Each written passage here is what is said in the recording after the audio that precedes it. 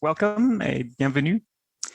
My name is Chris Barrington-Leigh. I'm a faculty member at the Institute for Health and Social Policy at McGill, and I'm the academic convener of this conference, at which we're digging into the central topic of how policy can most effectively improve people's lives. Let me start by recognizing that many of us today are joining from unceded territory, where we in Montreal live and work. The Kanien'kehá:ka Nation, also known as the Mohawk Nation, are the traditional custodians of the land and water. I personally believe that moving towards a well-being evidence approach to policy makes for a more natural harmony with Indigenous conceptions of well-being, and that reconciliation and collaboration between nations in Canada makes for a rich opportunity to make all of our lives better. Today, we have the final 2 hours of our 4-day, month-long conference. We have a star panel of policy thinkers and movers and shakers in the first hour, followed in our second hour by keynote addresses of two of the most influential people anywhere when it comes to the topic of our conference. Those are Lord Gus O'Donnell and our own, the Honourable Minister Mona Fortier. It was in fact the mandate letter from Prime Minister Trudeau to Minister Fortier in late 2019, which seeded the recent Canadian effort to build an approach to well-being budgeting and well-being policymaking. And I would say it was also that mandate which energized Jen Proudfoot and I to start on the work which has led to this conference. We've asked our Director and Associate Dean of the School of Population and Global Health, Tim Evans, to kick off our second hour, and I'll be back at the end to moderate a discussion between our two keynote speakers. And before all that, in the first hour, the panel I mentioned will be moderated by Nancy Hay from the UK, whom you may remember from our opening session as a global leader in bringing well-being to policy. She will also introduce our 5 awesome panelists for the first session. Nancy Hay is the founding executive director of the influential What Works Wellbeing Centre, which is this is the UK's national body set up in 2014 with a remit from the central government for commissioning and synthesizing well-being evidence and practice, with the aim to understand what governments and business and communities and people can do to improve well-being. Previously, Nancy has worked in 9 departments inside the UK civil service as a policy professional as well as a coach. She has degrees in law and in coaching and development, and among many other honors, she's a fellow of the Royal Society of Arts. Nancy has advised a long list of influential agencies and organizations. Currently, she is specialist advisor on well-being to the UK House of Lords Life After COVID Inquiry, and a member of the UAE Global Council on Sustainable Development Goals. Nancy has become a friend and advisor to our work on well-being policy in Canada, and we're thrilled and honored to have her back and to lead this discussion today. Si jamais vous voulez vous exprimer en français aujourd'hui, désolé, je voulais dire pour ceux qui sont plus à l'aise en français, aujourd'hui encore les conférenciers feront leurs paroles en français. Mais pendant la première table ronde, vous aurez l'occasion d'écrire des questions ou des commentaires, ou en français ou en anglais, et ils peuvent être traduits par notre équipe à Nancy pendant la discussion. And with that, I gratefully pass the torch to Nancy Hay. Chris, thank you for having me today, and actually for the last month at this conference. It's been brilliant to hear the thinking and ideas and activity across the world actually that's come together here today. So in this last panel session, we'll be reflecting on the conference over the last month, some of the thinking and themes and issues that have come out of it, about how we design and deliver policies for well-being and what might be different about doing that. And then thinking more formally about what next steps will we be taking to move forward, what's working well, what would be even better, what are this is the future here. So we've looked at, over the last month, children and psychosocial aspects of wellbeing. So thinking about safety, security, belonging, kindness for the future of citizens and the future wellbeing. We've looked at urban and community life and housing and social infrastructure around the ideas of dignity and community and belonging and social connection, and actually how we join this up across policy areas. And I think that's come out as well throughout the sessions. And we've also looked at the role of employers, the future of work, and the data that's needed to support that in the labour market and workplace discussions, and then on income and consumptions and economic policies and how they support it. So how we get that wellbeing information to citizens so they can make informed choices, the role of advertising, the role of regulation, and the role of business. So we're picking up a broad range of themes with our brilliant panel today. So I'm joined by a fantastic panel with looking at wellbeing from a whole load of different directions, and I'll shortly been asking them to give a reflection or on their thinking of the themes and issues that come out in the future and next step, and then we'll have a discussion, and then I think we'll be able to get some Q&A through the conference platform that will be shared with us, and if we've got time we'll try and get some of those questions to our panel. So we've got, I'm joined today by Keren Tang from Participatory City, which I think piloted down the road from me here in London, who is the development manager there for the J.W. McConnell Foundation. I'm also joined by Houssam Elokda from the operations manager and the senior planner at Happy City. So planners have an amazing role to play, thinking about our shared space. I'm then also joined by Danny Graham, who was our moderator for our panel in the opening session, who's the Chief Engagement Officer at Nova Scotia. And then Don Drummond is an economist who's worked both in and outside government, which will bring a brilliant perspective about, okay, how do we make this real? And Nora Spinks, the Chief Executive Officer of the Fortier Institute for the Family. So making this real across systems, across places for the family unit and people in the real world. So I'm just going to turn first to Keren to have a little bit of a reflection about what she's thought about what we've been talking about and any future and next steps from her experience in municipal government and working with Participatory City in particular. Keren, what's your perspective on the future? Okay, that is a big question. Maybe I'll start just by saying hello from Treaty 6 territory over here in Edmonton, Alberta, Misquitchie, Waskakian. I feel so honored to have been part of the discussion for the last several Fridays. And I want to, I guess, start by reflecting a little bit of what I've been hearing in those sessions, because I thought it was all, highly relevant to the work I'm currently doing with Participatory Canada. And you're right, Nancy, we are learning lots from the project down the road from you in Barking and Dagenham, for the last 10 plus years. But also speaking from my experience working with the city of Edmonton on a social innovation initiative focused on improving urban wellness and urban well-being. That has evolved to be something quite extraordinary, I think. So I was part of the Urban Life and Community panel, that first Friday, and then kind of part of these breakout sessions. And I thought it was quite interesting how the conversation really focused around social infrastructure. What are the spaces, the practices that really foster social connections and that builds these relationships between neighbors that, especially sort of given this past year and a half, we've been in this pandemic, how those kinds of infrastructure is so critical as, the safety net or to counter future challenges.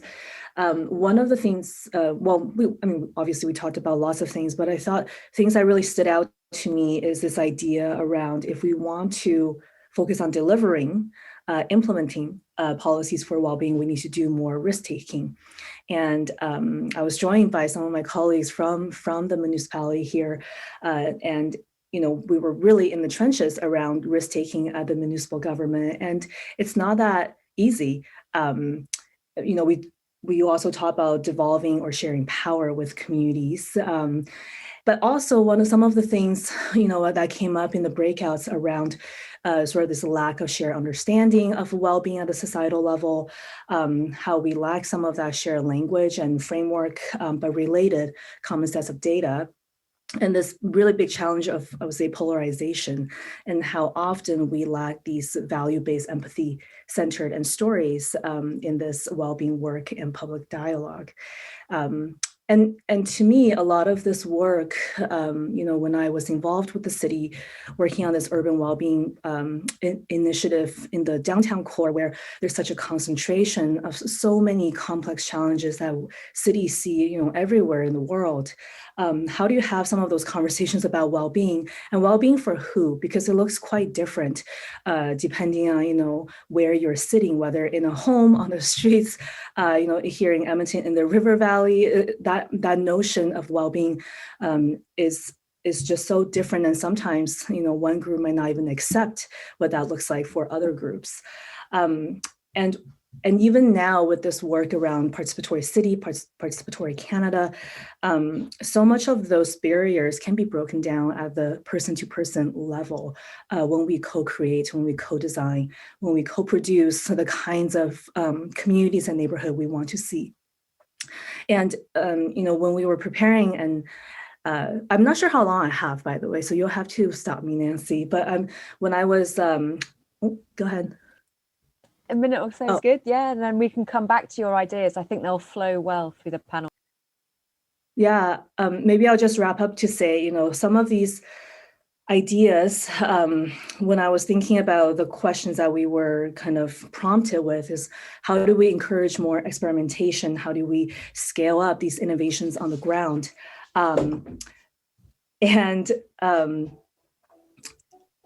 Oh, you know what? My daughter just came into the room. Why don't you come back to me? That's a great pause time. So we were talking there. Thank you, Keren. So talking there about the spaces that foster relationships, this shared space and social infrastructure that we have between us, this idea of risk taking and what well-being means to different people, and this shared language that we create. And I think this sort of social infrastructure and the physical spaces that we share and live together in, it takes us brilliantly to the work that Houssam and colleagues at Happy City have been doing. And I wonder if you wanted to share a little bit more about what this might mean in the public realm and our shared community life. Houssam, do you want to share some reflections? Thank you, Nancy. Hello, everyone. It's brilliant to be here with so many people I look up to the work that they've done. I'm here from the traditional unceded territories of the Mi'kmaq people in Jipuktuk, and also known as Halifax. And this is such an important conversation in a really transformational time, I think, in human history. We're dealing with unprecedented health crises that are compounding on a really impending climate crisis that's happening alongside a really important conversations around racial, and making transformations within our cities to really look beyond beyond the system we have created, beyond the status quo, imagine a better future for our.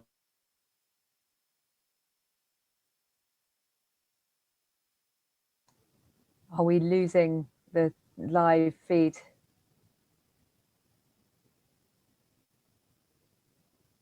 Yep, I think that's lost for everybody. Or maybe we'll come back to Houssam. Come back to Houssam. When thinking about this future, though, and this idea of what does it mean to lead and the opportunities we have next, I think Danny can step in brilliantly now and start talking a little bit about what that means as we move forward from the pandemic. Thanks, Nancy. You lost me. Are you back? I just see your face there. I want to make sure that we don't lose you if you were in a mid-train of thought. Nancy, looking for you to lead us on that. Houssam, are you ready to? We lost you for a bit there. Do you want to continue if it's stable? I don't know what happened. I'm sorry. I think it's okay now. Can you all hear me? Yeah, go for it. Okay. Sorry, Danny. We'll come back. I'll try and guess where I was cut off, but I think I was saying that we were imagining a better future.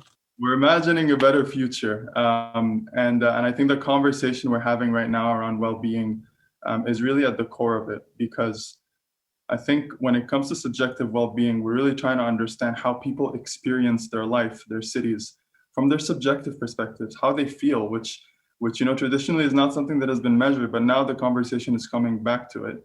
The way the work that Happy City does is focus on how the way that our cities are designed really are things that are connected to all of these problems. It's connected to our climate emissions. It's connected to our ability to live a healthy lifestyle. And it was connected, as we've seen in this last year, to how community design is connected to not just how COVID-19 spread within communities, but how people experience the pandemic. People who lived in overcrowded situations experienced it in a much different way than those that had access to yards and green space. Those that had mobility systems that were sustainable and active had a completely different experience. And we're seeing in the same time that when you overlay some of these aspects to data sets like race, like income, we start to really understand how cities offer completely different experiences for people. And building on what Keren was saying, well-being for who? That's a really important question to answer, because it's quite easy and unfortunately frequent for people to forget and decision makers to not see or hear the experience of people whose voices are often unheard or more silent than more traditionally heard voices. So I'm here to listen to some of the other folks say and share some of the things that maybe we have on these connections, but also to highlight something that I think Danny was saying in before we started this session, that we definitely need to start moving the conversation from talking about well-being to finding out how we can actually make change happen, how we can change policies, how we can change professional standards, how we can change so many things, and in our case, so many things that shape how the city is built, to make sure that happier communities, happier cities are a reality. And I think that's all possible. So I'm excited to share this stage and conversation with all these great folks. It's a brilliant bridge. So we're talking about how we get inclusive, sustainable well-being for everybody, and how we hear and listen and seek out those experiences, and how everybody experiences the places that we share and live in. So Danny, there's a good challenge there at the end. What do we do next to make this real, get it into action? Yeah, thanks, Nancy, and thanks Houssam and Keren. Thanks also, of course, to Chris and Jennifer and Anik for their outstanding coordination of this month-long initiative that's been really thought-provoking. I'm coming to you as well from Mi'kma'ki, the traditional territory of the Mi'kmaq in Shabuktuk in Halifax. And the question that I'd like us to just pay attention to in the short time, perhaps 5 minutes, a little bit plus, in opening reflections that I'll share with you, relates to what will it take to mainstream a quality of life or well-being agenda nationally. And it's at a bit of a high level, and I think Don's going to sort of drop us down into many of the important considerations from a strategic perspective that we want to be paying attention to as well. The first thing I'd want to do is acknowledge the momentum that has finally arrived around this particular initiative. For many years, Genuine Progress Index and the CIW, Canadian Index of Wellbeing, and pioneers in subjective well-being from Canada have been talking about this particular issue along with others. And more recently, we have the Capitals Coalition, the Wellbeing Economy Initiative, the SDGs, and others that clearly have been moving from the margins a little bit closer to the mainstream, but we're not by any means, from my perspective, there yet. new leadership that has been arising, often at a municipal level, but increasingly at a provincial and jurisdictional level, that's at a territorial level is exciting. And I would also want to point to the leadership that the federal government has shown in, particularly as it's become visible in this most recent budget, the Measuring What Matters paper that was produced in conjunction with the recent budget, frankly, is one of the best frameworks around the notion of well-being that I've ever read. And I would commend it to anyone who's interested in this particular topic. It's particularly clear and nuanced. My next thoughts, my principal thoughts may be obvious, but they bear repeating, I think, for these particular times. And it is essentially this. First of all, there are still many developments. We're many developments away from mainstreaming this initiative. And what I mean by mainstreaming is that the notions of well-being and quality of life as a concept, as in the ways that we've been describing it, are broadly understood by the public, embraced by critical stakeholders and the media, prioritized by policymakers, resourced through budgets, and comprehensively evaluated through researchers. I would say that it feels very much like it's game time for those of us who've been advocating for a move in this particular direction. And it's brought about as a result of the sorrow and challenges associated with the pandemic. Ironically, it appears to be doing more than anything that others have done in the past to sort of incubate the conditions for this agenda to actually move forward. Obviously, for many, in these times, their focus is predominantly on emotional, economic, and social survival. And for many others, and some of them, biggest questions that have been preoccupying the pioneers in this particular area of well-being about our systems, our values, and our goals, and indeed our shared fate, I think, have been on the mind of a new audience of people who are much more in the mainstream. So what's being asked, I think, in that regard, are things like, what matters most? Who's being left behind? And I really appreciate what Houssam and Keren have been saying about the notion of quality of life in service of whom, which is a tremendously important question for us as we look at the research in this regard. And ultimately, what does a successful society look like? So I think that this, the pause that the pandemic has brought on gives us an opportunity, maybe our best shot at a bold pivot toward a more vibrant, inclusive, and resilient society in Canada. And this notion of a pause and a pivot has really preoccupied me since March of 2020. And I'll just give you a metaphor number one in relation to this.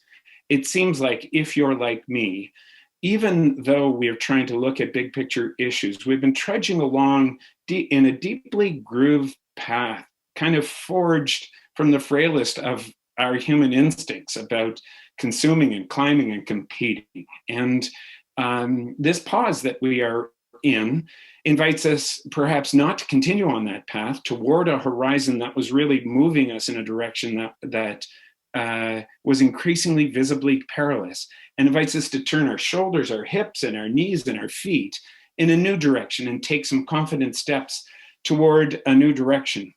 We're hoping to be fostering that in Nova Scotia through the Quality of Life Initiative that we're coordinating with many of our partners.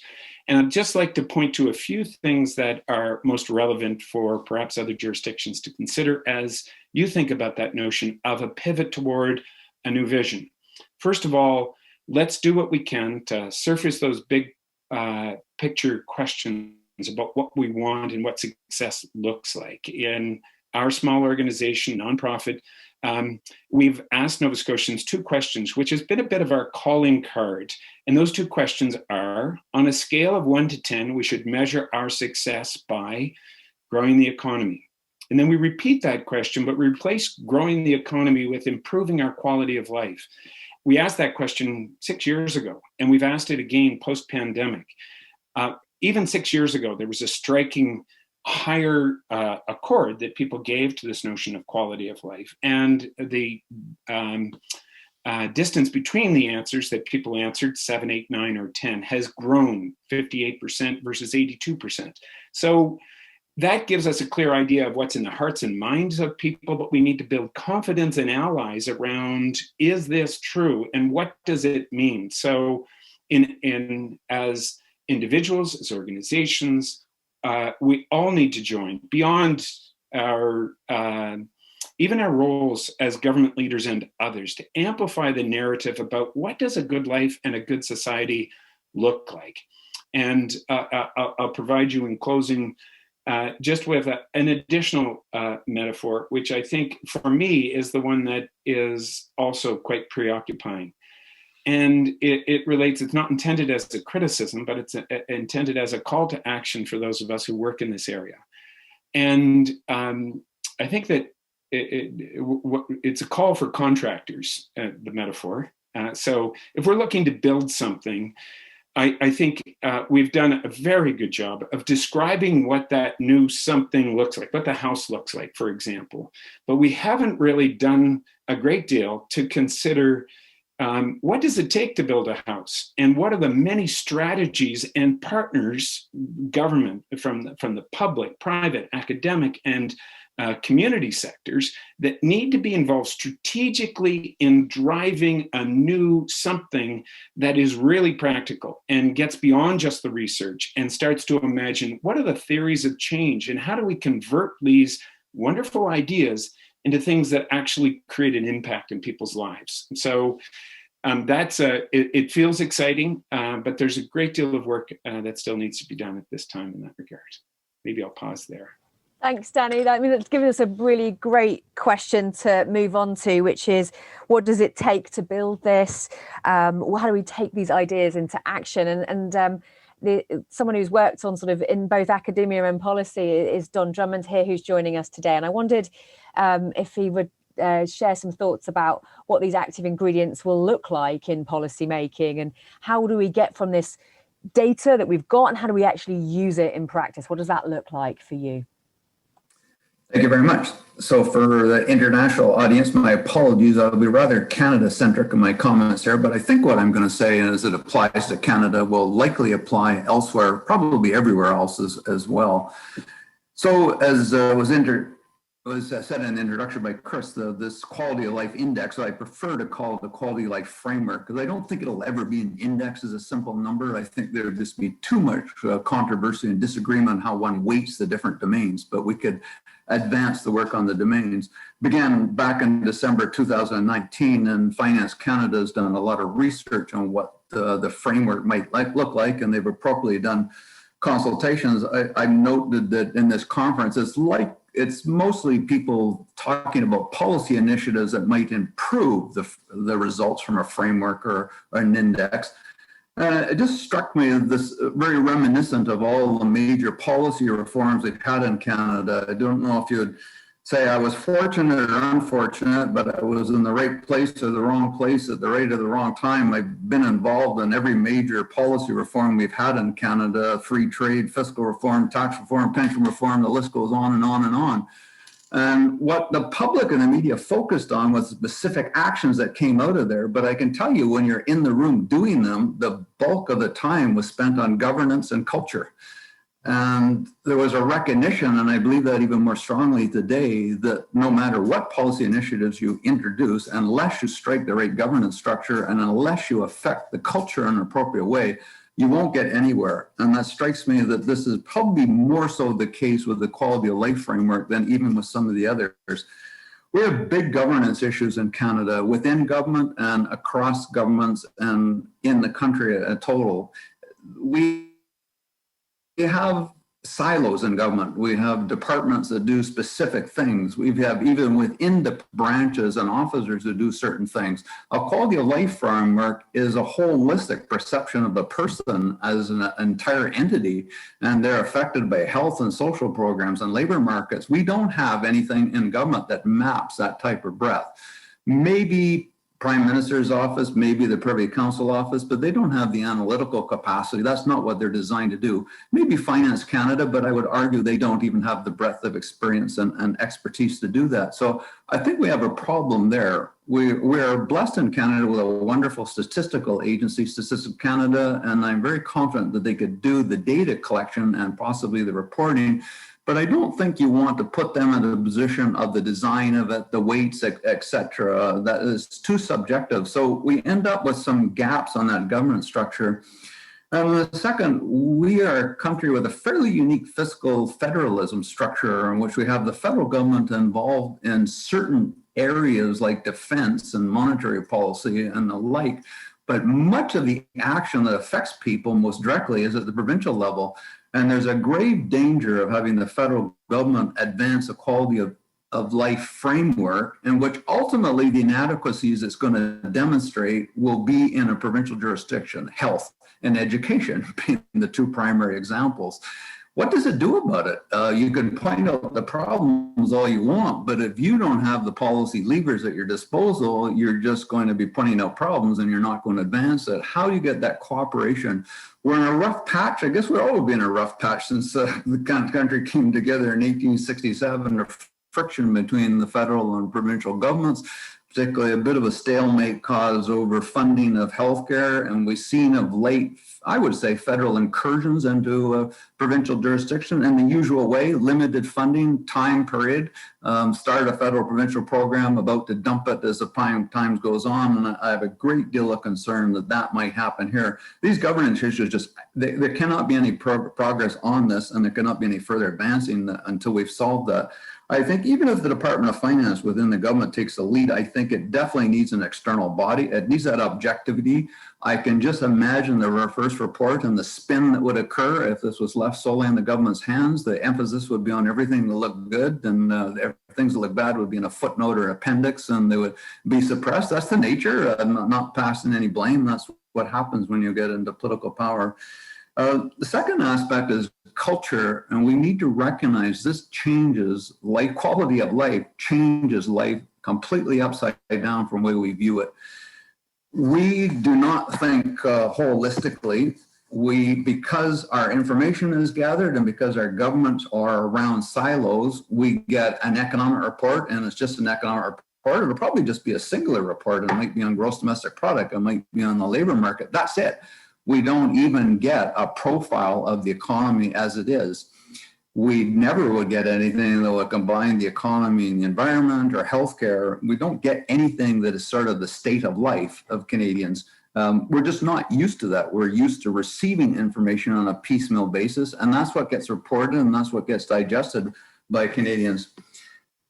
So we have to think much more holistically, and that shift could begin and should begin with or without a quality of life framework. Secondly, we need to start paying much more attention to distribution. Almost all of our reports are totals, which are totally meaningless to people. We've seen it many times. You ask people, what is the size of Canada's gross domestic product? People do not have a clue. They don't even typically get in within one decimal place. They don't know what the government debt is. Who cares? It's a meaningless concept to them.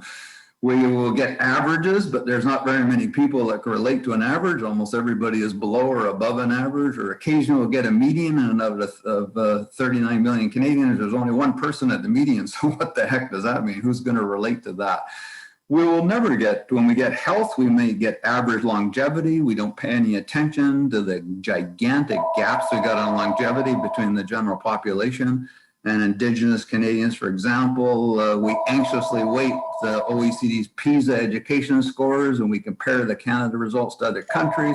And we pay almost no attention to the dispersion amongst Canadians is bigger than the dispersion across countries. And hence, it diminishes the efforts to address where we may be lacking.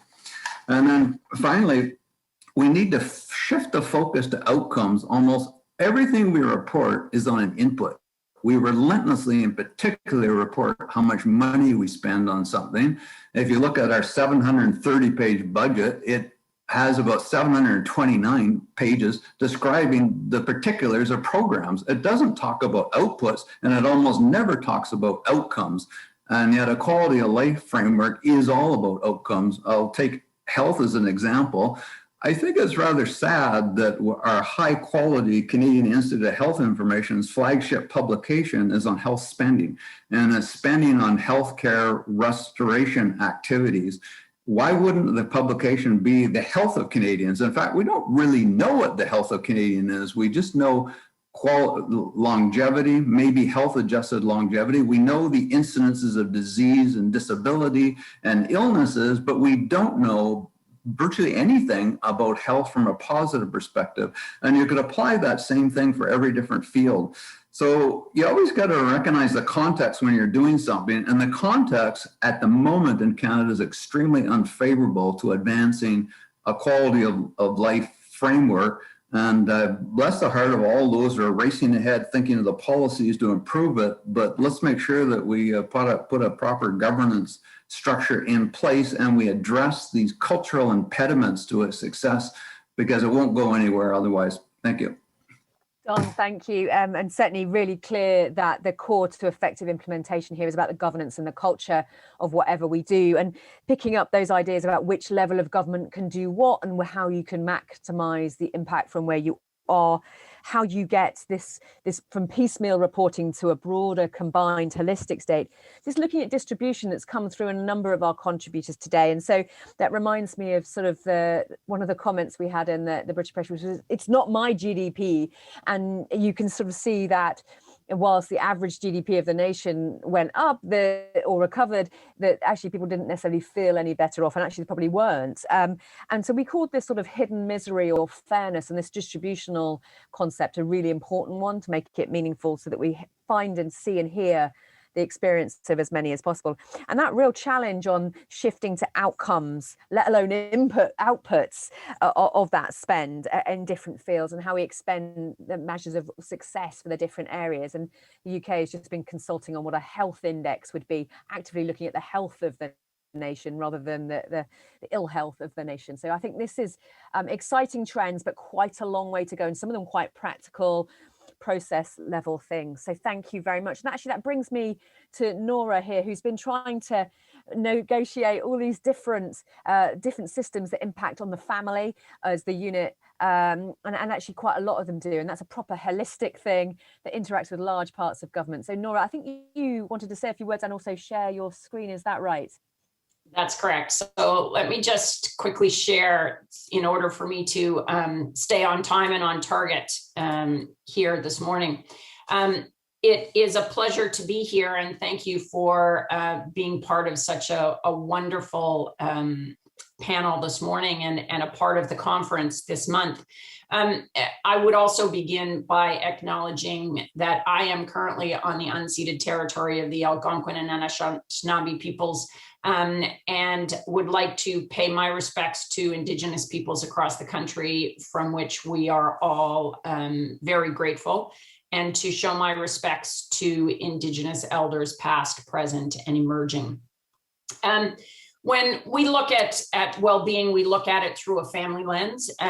Families are the engines of our economy. They are the cornerstone of society, our primary unit of care, and are constantly adapting. They are very diverse. There's no two that are alike, and they change day over day, week over week. And we look at families using a 200-year lens. So when we look at well-being, we look at not just well-being in the moment, but what that impact is going to have on the next generation and the generation after that, sort of learning from our Indigenous people in this country. And equally, using their frame, we use a strength-based lens. And so it's not just about what's ill and what's missing, but what are the outcomes? And people have talked a lot about that. When we talk about families, we talk about biological families, chosen families, those that are adoptive friends, partners. Those are circumstantial families, those that might happen because you become a grand family or a widow or widower suddenly and unexpectedly due to circumstance. So with all of that, when we look at understanding well-being and quality of life, and building on what the other panelists have said and what we've heard during this conference, we always begin our policy discussions around wouldn't it be great if, our aspirational statements, and then we get into what would it take. So I framed my remarks this morning based on that, based on the input from everybody so far this month. That wouldn't it be great if this index, this framework, this understanding, this refocusing in Canada gave us a tool that allowed us to expand our understanding, to foster inclusion, to expedite research to practice, to shift the values and the perspectives, and to link to the broader global initiatives such as the Social Development Goals, the social determinants of health, and the care economy work that's going on around the world, so that we're not restricted by our local governments, provincial or federal, but that these measures and metrics and getting meaning from those metrics withstand any changes in government. So what would it take? Leadership. We have that currently at the federal government. Certainly partnership and collaboration, and we've heard a number of the partners that need to be a part of this conversation and the development of this initiative going forward at this conference, and many of you are here today. Very diverse and committed advisors and collaborators. We don't need to start from a clean slate. We've got a ton of international experience. We've got the decade of experience with the Index on Wellbeing. We've got the experience of provinces and municipalities and organizations. We will need resources to get this right. We will need a commitment to develop some of these components and identify what's going to work. And I really believe that we need to focus on excellence, not perfection. If we wait for it to be perfect, we're never going to get it off the ground. And I think we need to move this, building on what we've learned and what we've developed, a new understanding and fresh perspective based on the tons of data that we now have as a result of this massive global social experiment that we've all been a part of in the last 15 months, which none of us really signed up for, but nonetheless have been a part of. So we've heard about the Minister of Middle Class Prosperity. We're going to hear from her shortly. But there were other mentions in government mandate letters from other departments that we've been monitoring that are related or connected to the idea of well-being. And we've listed them here on the slide. There is not one of these that isn't involved or connected in some way, shape, or form in the conversations around quality of life and well-being. So we're looking at care, the economy, culture, and environment as our major domains, looking at it through the lens of a family well-being framework, quality of life. But we need to recognize that when we look at quality of life, we're looking at it from an individual perspective, children and youth, seniors, adults, men and women, but also the families as a unit, and how family well-being impacts individual well-being, and that family well-being isn't simply sort of the sum of the parts of the individuals, and equally rolling that up to community. And that's the only way I believe that we're going to get equity and fairness and inclusion. We've been working with a number of individuals and organizations that have been developing deep thinking in the areas of children and youth, seniors, military and veteran families, Indigenous families, and families new to Canada. And there's a ton of information coming out of this conference and the work that those groups and individuals have been doing that I think we can build from. And so I think that as we begin our conversations together is to keep in mind that none of us are sort of free floating radicals in the universe somewhere, that we're tethered to somebody. And in the Measuring What Matters document, family was really central. identified as a key relationship that was central to our identity and belonging and our sense of security and well-being. And I think we need to keep that in mind as we go forward. So I look forward to the conversation in the next few minutes that we have together. Thank you so much. Nora, thank you. And it shows the complexity of this in a really real way as how it relates to our actual experience of life and the relationships that matter to us over time. It brings me to this sort of idea of the team of teams approach to delivering and making life better, and thinking about how that interacts with the various systems, and actually picks up some of the conversation that Dom was making there about how do we need to institutionalize this, where it is something that works across government actually. We've got a little bit of time for questions, maybe 10 minutes or so. And if you wanted to put them in the Q&A and chat, Jennifer will share them with me as well, and I can put them to the panel. But I was just going to see if any of our panel wanted to come back on anything that's been said so far, or am I allowed to have chair's privilege and say something else? Keren, did you want to say? I see you've turned your camera back on again. Yeah, I mean, I think so many points were touched on that maybe I'll just, I wanted to, I guess, respond to a little bit.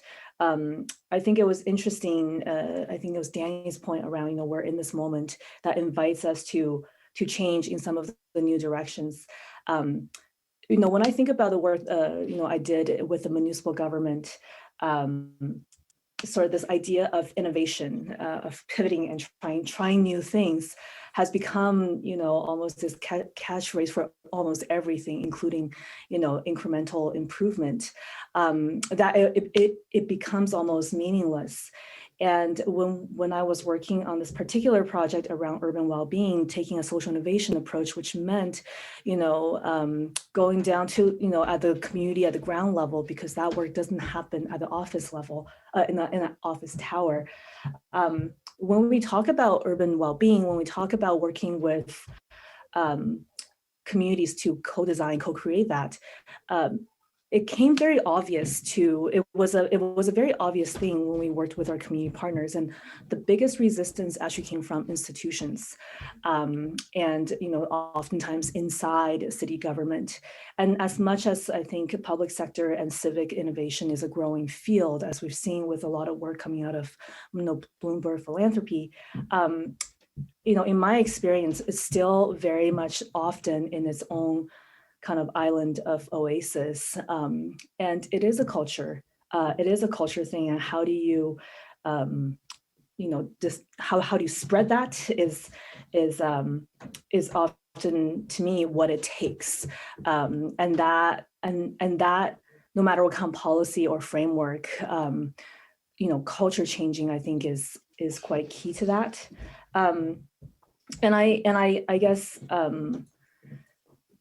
Yeah, and I guess just when I coming back to thinking about this moment that we're in, in Edmonton, and I think in several other cities in Canada, there is a municipal election coming up this year, where we're going to see quite a bit of turnover for a lot of our leadership, and on top of that, we're also seeing public sector cuts that actually came down right before COVID. So already things are happening, within city government that people are already changing. And I think my hope is that some of that will certainly catch on and kind of ride that momentum out in terms of doing things a little bit differently, in terms of how we think about some of these issues, not from the office tower, but more from the ground.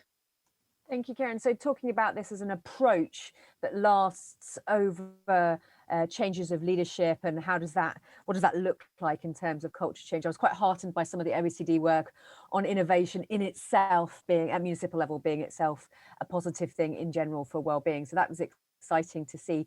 Nora, you wanted to come in as well. You had your hand up. Yeah, just to build on your comments and Keren's.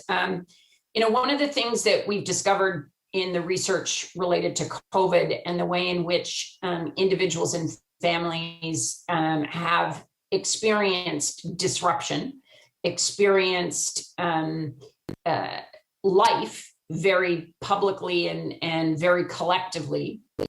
We've identified the systems in our communities that have had their strengths and equally their weaknesses magnified, amplified, and intensified. Whether it's healthcare, education, justice, child welfare, children's mental health, early learning, and childcare.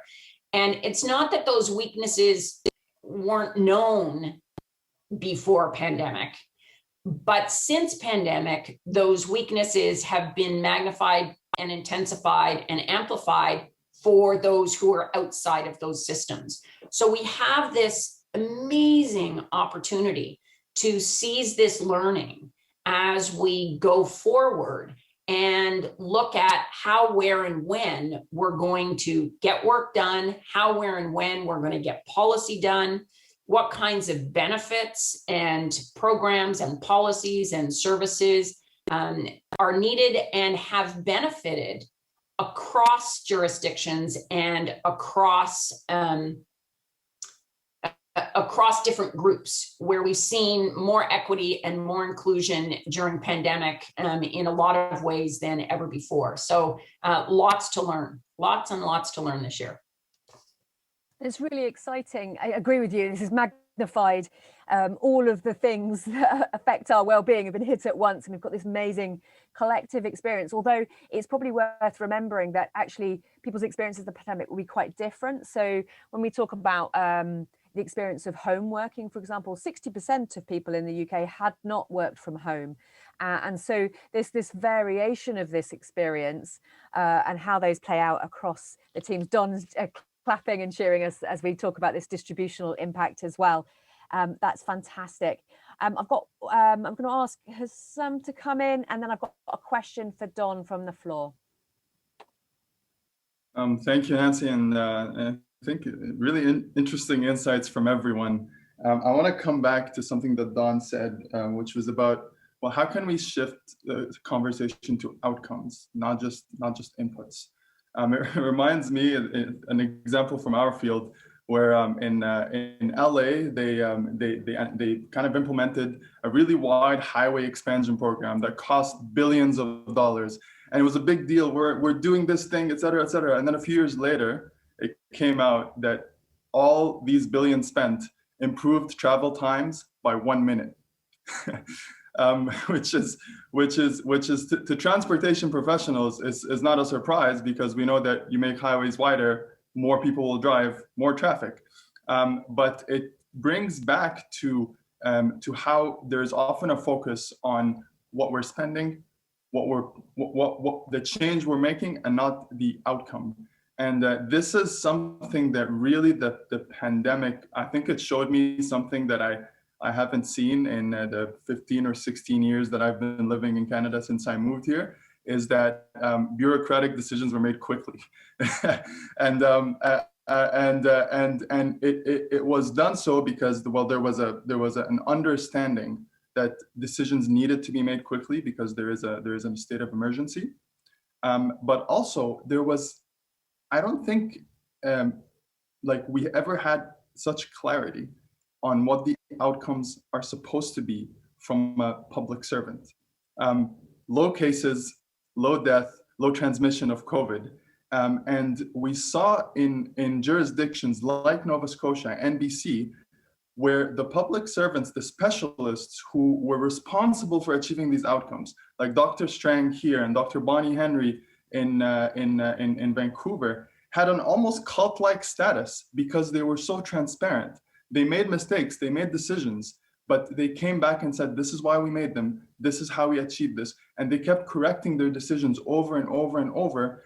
And this is not speaking from data, just from anecdotal experience, but I don't think outside of BC and Nova Scotia, I don't think there has been a similar level of compliance from the public in following these directions, in expressing the trust in these public servants. And I think, you know, we understood that COVID was a crisis, but all of the climate the climate crisis is just as serious and as dangerous for all of us, if not more. There are many existing emergencies, things that need immediate actions, like the affordability situation in our cities, but we're not taking a similar approach to clarifying what the outcomes are for the civil servants and allowing people, trusting them to make decisions and being there to keep them accountable for the outcomes that they create. And I think for us as city builders, as planners, you know, it comes down to see like the conversation around, for example, creating happier cities or happier communities, or just better communities, more sustainable communities. If you ask most planners, especially ones that are coming out of the planning schools now, understand that it's you know, they need to be walkable. They need to be safe for children, for seniors, for people with disabilities. They need to have affordable options. These are you know, like, are things that are becoming more and more known within the profession, at least. Yet we still look at the outcome is that nearly 70% of new communities in Canada are built to be car dependent. New communities. I'm not talking about transforming existing car dependent communities to become more walkable or transit oriented. We're talking that we're still, our sink is still seeping, and we're still setting ourselves back. So who is responsible for these outcomes?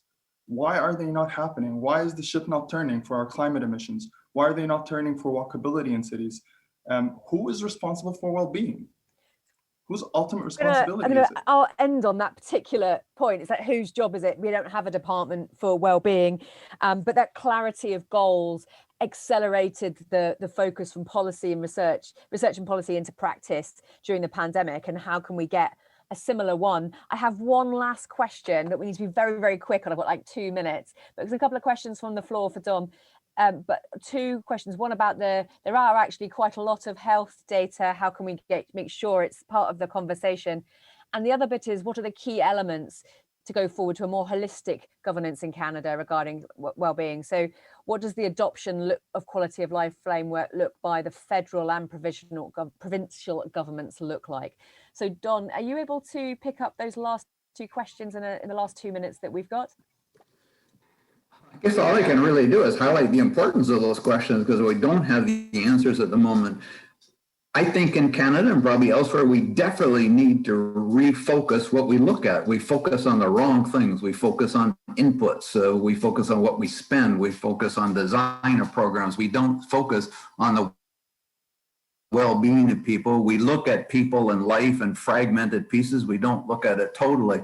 And we don't address our problems, in part because they get disguised by our obsession with totals and averages. And we need to change all of that. The question is how, and it comes back, we have to have that governance structure. And I think it probably needs some form of independent external body. The government obviously has to be involved. There has to be an accountability, but I'm not sure they'll surface all those problems. And at the end of it, you're not going to get anywhere just reporting on it. There needs to be an accountability when you uncover problems. Like, there's a lot of segments in Canada who are doing very poorly on the education front. If we want to advance the nation, we need to focus upon that. How do you get that put into place? And that comes back to messiness in Canada. That is largely a provincial jurisdiction. Yeah, federal government on First Nations education, but much of the rest of the provincial. How do we come together and do that? A lot of work to be done to put that together.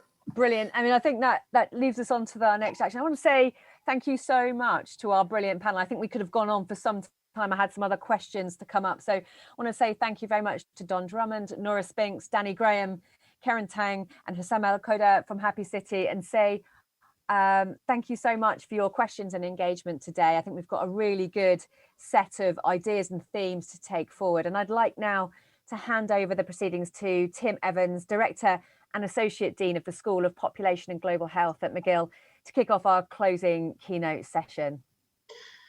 Well, thank you very much, Nancy, and thanks to the panelists and participants in the last session. I can't think of a better warm-up for this final closing session. We have 2 excellent speakers, and And as I was saying just prior to going live here with Honourable Minister Fortier, we had, her ears would have been ringing as we had somebody call out the federal budget as a gold standard for well-being policy. That may give new meaning to what the gold standard should really be.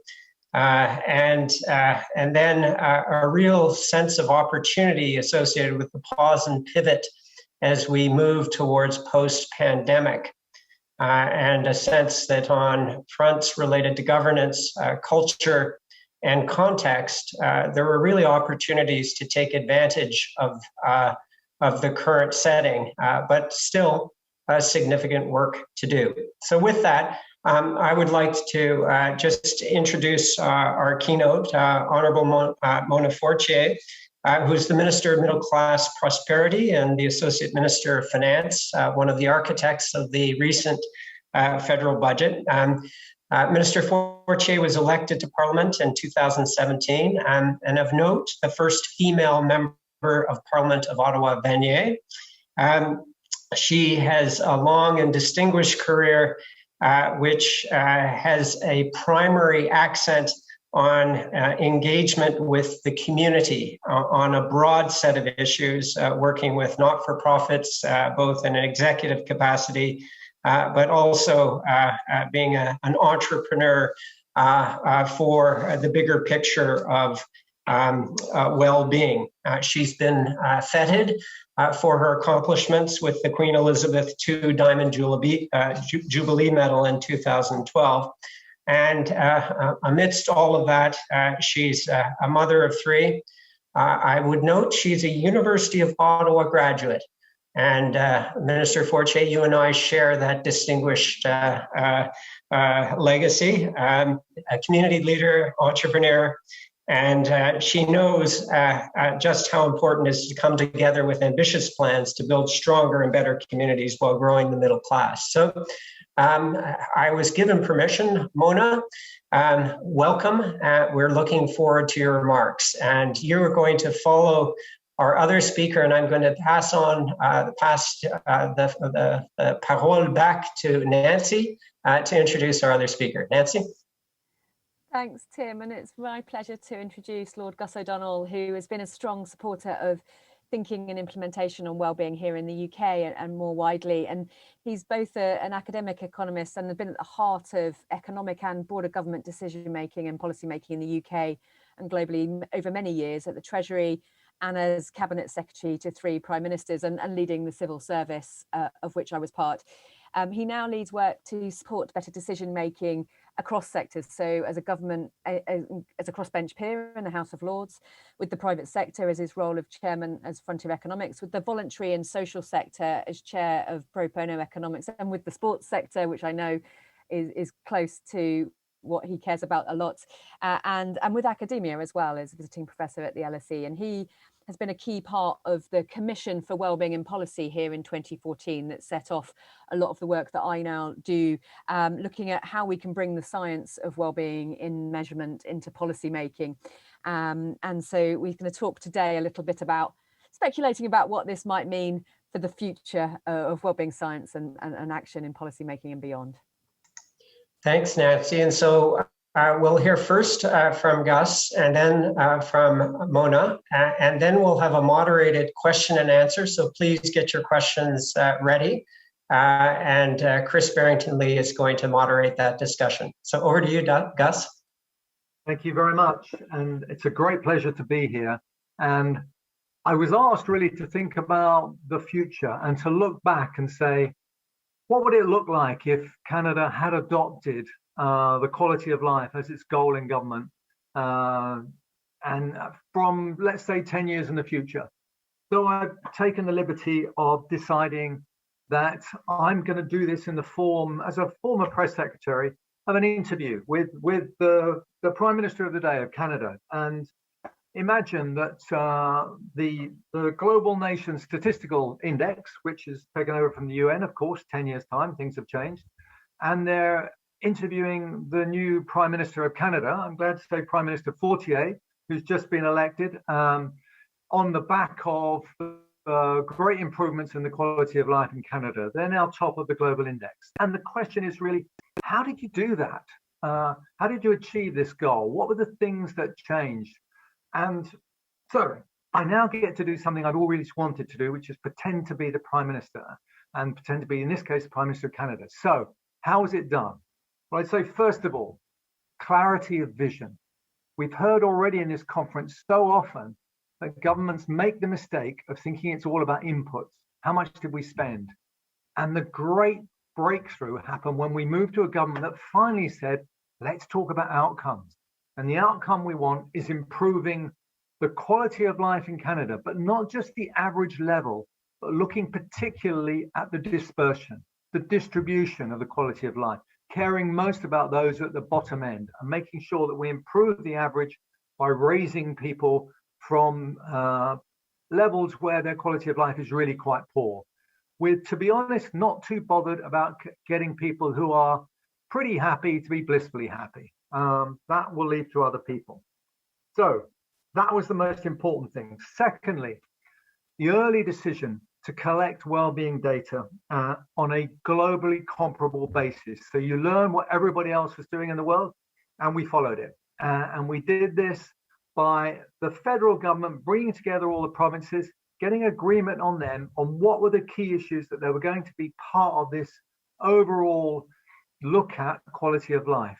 And part of this would be subjective well-being data, i.e. asking people those standard questions that we've now seen being used in world happiness reports to compare countries on how satisfied you are within your life, how worthwhile it is, and questions about happiness and negative emotions like anxiety. So that was really important. Very, very big sample size. So you can break this down to communities, local areas. You can look at gender issues. You can look at age issues. You can look at ethnic minority questions, all sorts of ways that researchers can then say, let's look at that data and let's try and explain the differences. What can we do? Why is it that two areas that look very similar in certain economic deprivation indices have very different well-being scores? Why are some of them much more satisfied with their lives than the others? And by doing that, you can find out what are the things that you should be really looking at. And this is a very democratic approach, we realize. People like this because they're telling us what matters to them. They're telling us about how happy they are with their lives, and we're responding to that. That turns out to be politically incredibly powerful. So that's good. Those policies were developed using that data, using the research that our brilliant universities put together. We looked across the world. We looked at the global nations.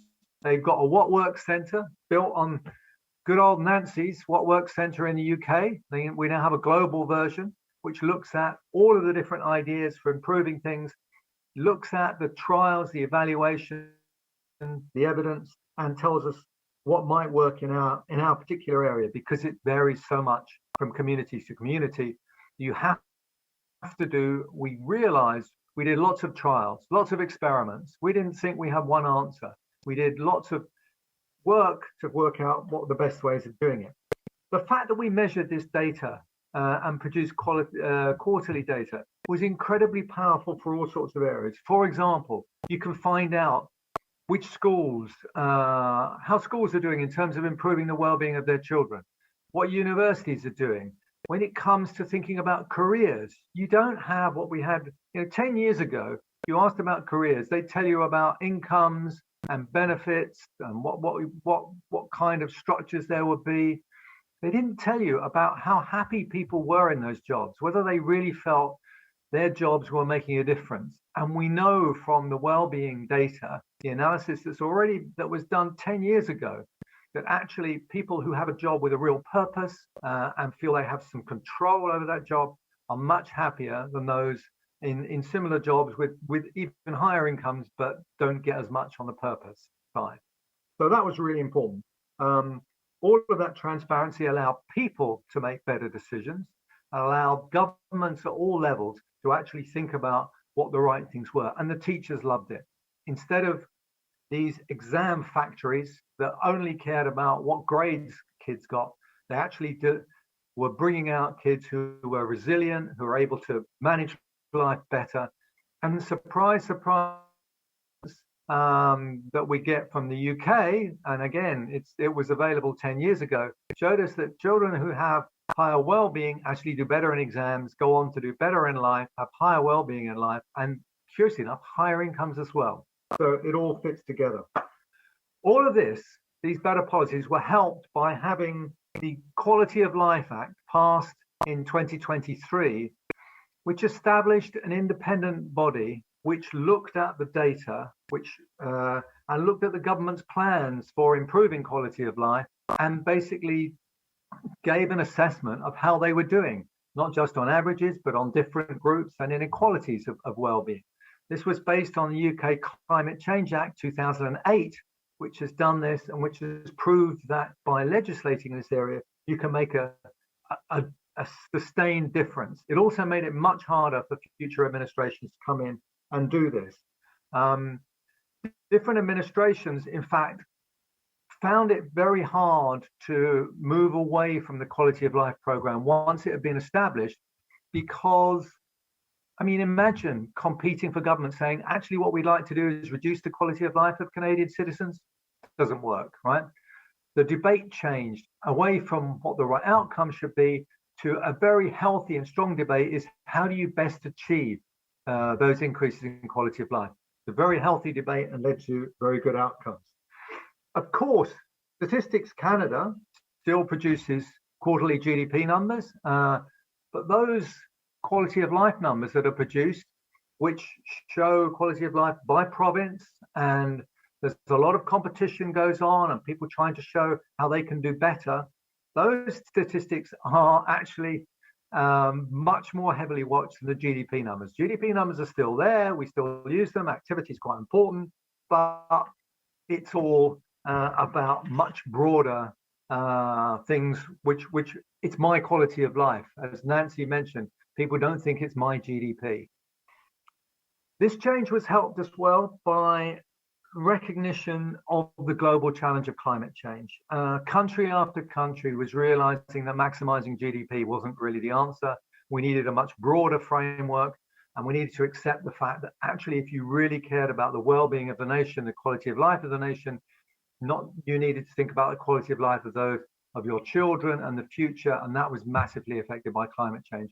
And indeed, as every year goes by, we realize it's massively affecting us now. Of course, there's still a long way to go. We realize that we have to concentrate on helping those who with very low qualities of life. That means prioritizing mental health treatments. We shifted our health service from a producer focus. I remember the days when governments used to vie to announce more hospitals, more doctors, more nurses. We actually delight in being able to say we don't need them as much. Ever since we changed the focus of the health departments to a health promotion focus, the fact that there are fewer people in hospital is a triumph. The fact that there are less need for these things is great. It's all about prevention, not cure. We build fences at the top of cliffs. We don't have a brilliant ambulance service at the bottom. That's really helped. We've also realized that good work is massively important, and therefore we know that unemployment is a tragedy, not just personal, but massive for well-being. Fortunately, we know about smart macro strategy. So unemployment's tended to be very close to a frictional minimum most of the time. We've seen the importance of things like furlough schemes during that COVID crisis, if you can remember that 10 years ago when we all used to meet on Zoom. We learned about ways to do this, but we also learned a mistake from what happened during globalization of just allowing untrammeled market forces to create large areas of unemployment in particular areas. And that meant that we concentrated on thinking about how to manage transitions. For Canada, there's been this, what has become known as the Great Adjustment as we've moved away from fossil fuels.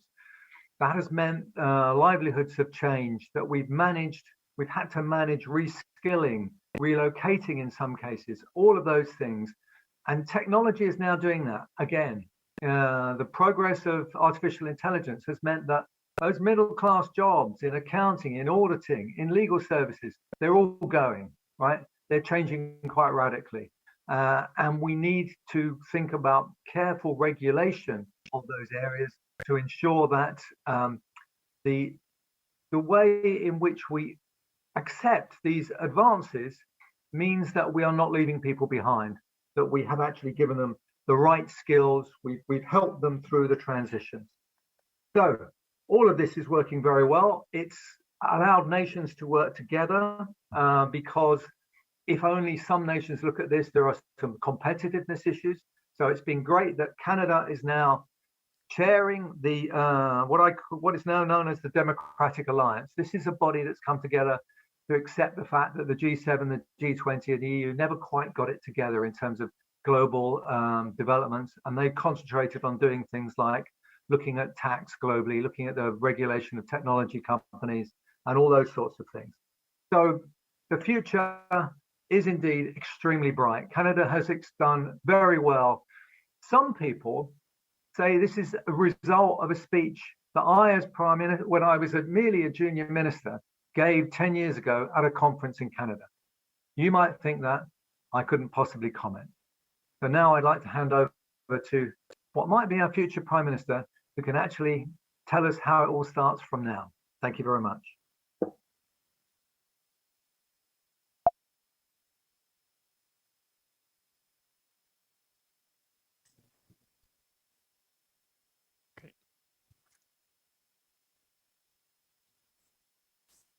Bonjour tout le monde, hello. I want to start by thanking Mr. Evans for the kind introduction, and also the McGill Institute for Health and Social Policy for inviting me today to join you all. And it's great to be here alongside Lord Gus O'Donnell, my new friend Gus, as well, someone who has been at the forefront of this conversation in the UK for many years. And before I continue, I would like to begin by acknowledging that I'm joining you today from Ottawa, which is on Algonquin and Anishinaabeg traditional territory. And we're here today to discuss strategies and the vision for better lives in Canada, something that is integral to my role as Minister responsible for middle-class prosperity and Associate Minister of Finance. Dans le cadre du mandat que m'a confié le Premier ministre Trudeau en décembre 2019, le ministère des Finances et moi-même avons travaillé avec mes collègues de l'ensemble du gouvernement fédéral pour mieux intégrer les mesures de la qualité de vie dans le processus décisionnel et budgétaire du gouvernement.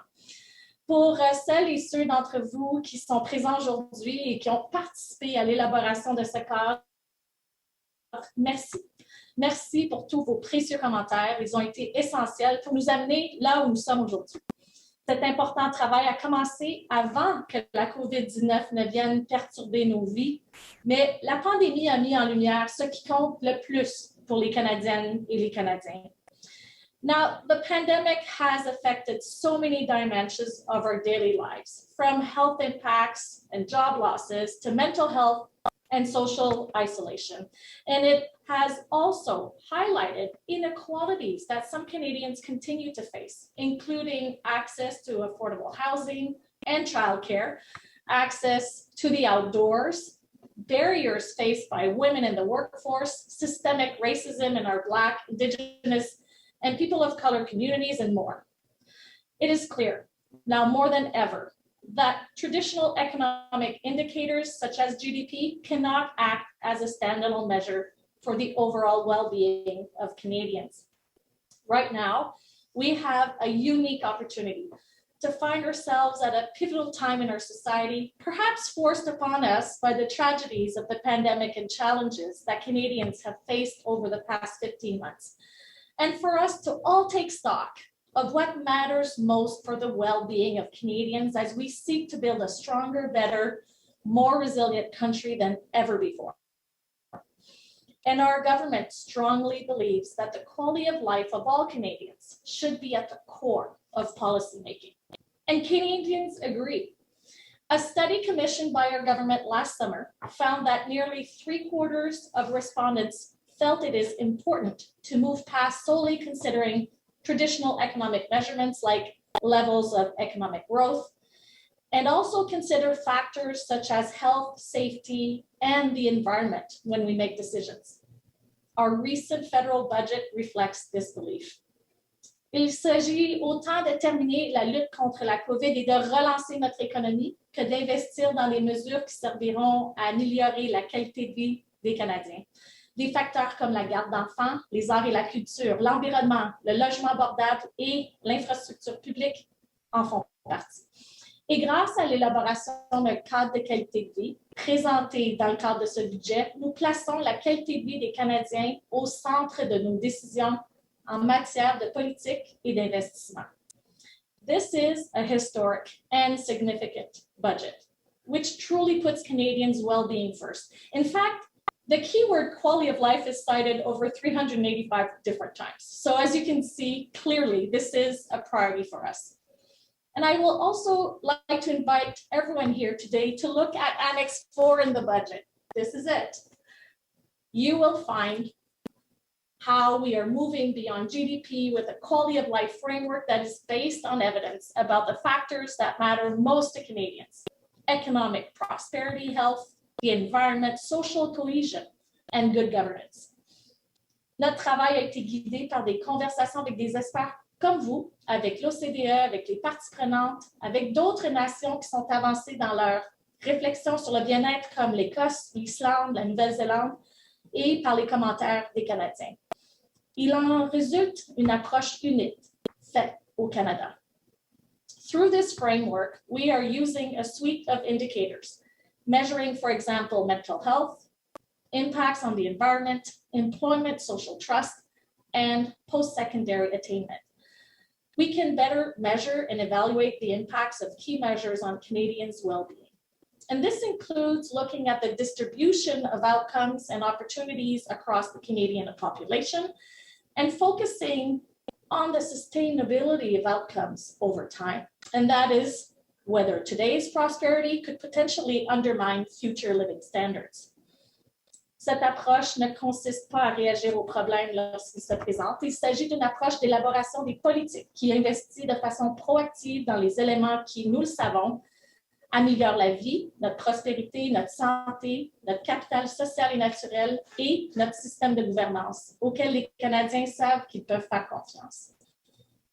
Notre gouvernement a déjà commencé à utiliser ce cadre, par exemple pour examiner comment chaque proposition de notre récent budget pourrait affecter ces différentes dimensions et indicateurs et afin de nous aider à obtenir le bon dosage de mesures pour assurer une relance forte, inclusive et durable.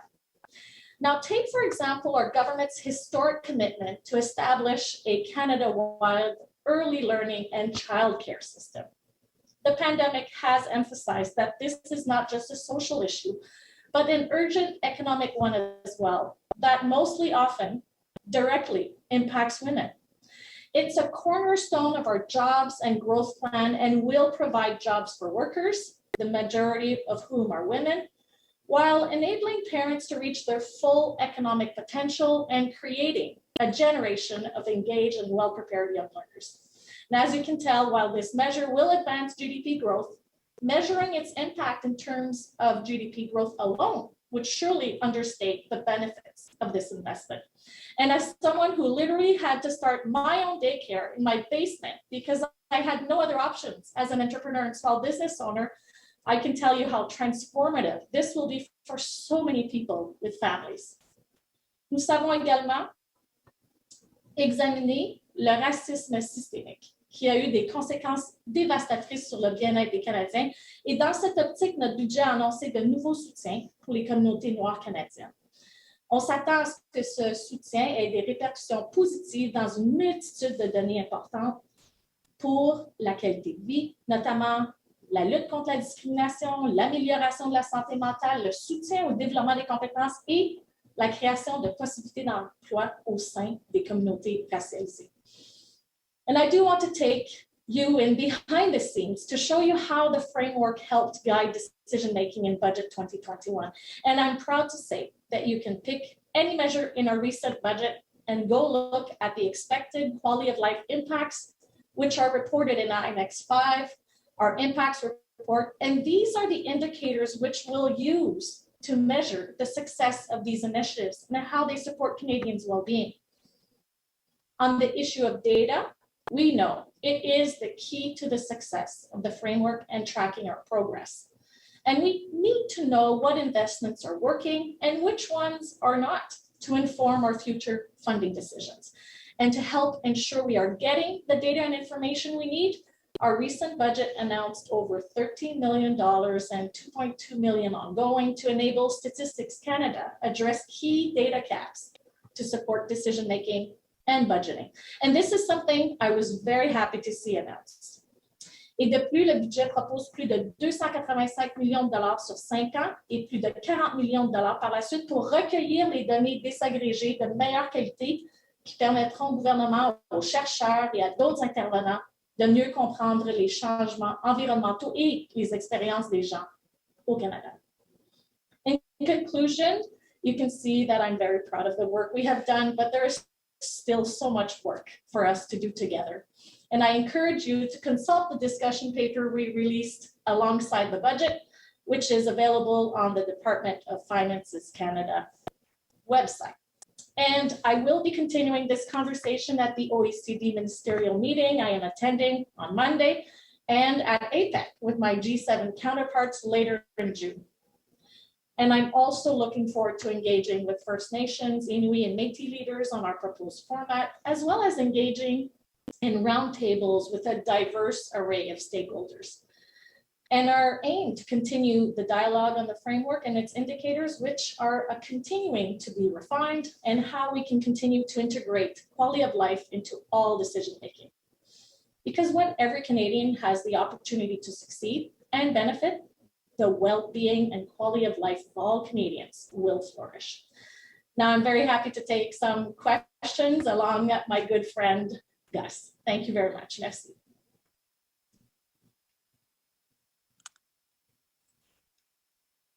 Gus, if you can also turn your camera back on.